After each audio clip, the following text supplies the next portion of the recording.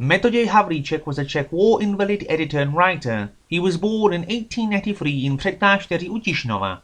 Though deemed unfit for military service, he was still conscripted to serve in World War I in 1915 and was wounded on the Italian front in 1916. He was discharged as a war invalid in 1918. He then served as an officer and official in charge of helping war invalids and those harmed by the war. Between 1924 and 1929 he was active in the region of Ostrava, publishing and editing several regional magazines advocating the cause of war invalids. He wrote under several pseudonyms, Fred Stolsky being the most famous among these for his lengthy penny dreadful novels Mother Why Aren't You Coming and The Circus Freak. He died in 1950 in Ostrava. We will review two of his shorter works published separately. First his 1929 short story The Hideous Genius, a story written in 30 minutes for a contest winning 10,000 crowns, and published as a chapbook, taking place at the court of an unnamed king. We see the king's favourite musician Franchet irritated at the appearance of Křečín, a deformed hunchback, at a music recital. The king has to let him play because he gave his word he would let anyone play who wanted to, but he never said he wouldn't hang them if they played badly.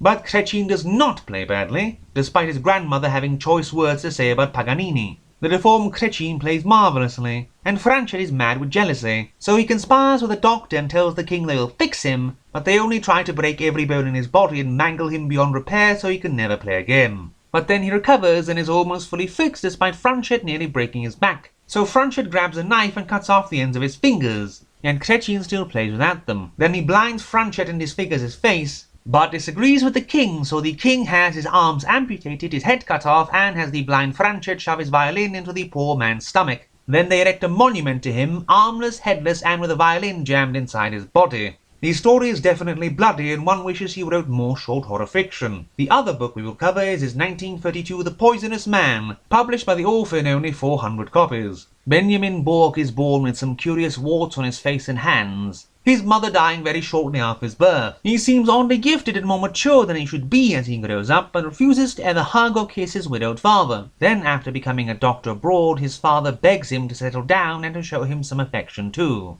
And he kisses his father's forehead and promises to marry a woman from the village. Both are found dead in the morning, as the warts on his face and hands exude a horrible poison. Going to France, he says he will force people into universal peace, and even says why shouldn't several million people die to achieve it. When an English diplomat disagrees with him, Bork shakes his hand, promising to convince him, but knowing that shaking his hand will kill him, but doing it anyway. Then when Emperor William III of Germany demands the return of Alsace, Bork travels to Germany and uses his poisonous touch to murder every minister, general, 2 emperors in succession, and even 2 of their wives for seemingly no reason. When he returns to France, he agrees to marry Ellis, a marshal's daughter, who solves the difficulty of physical intimacy by putting a muzzle on him, literally.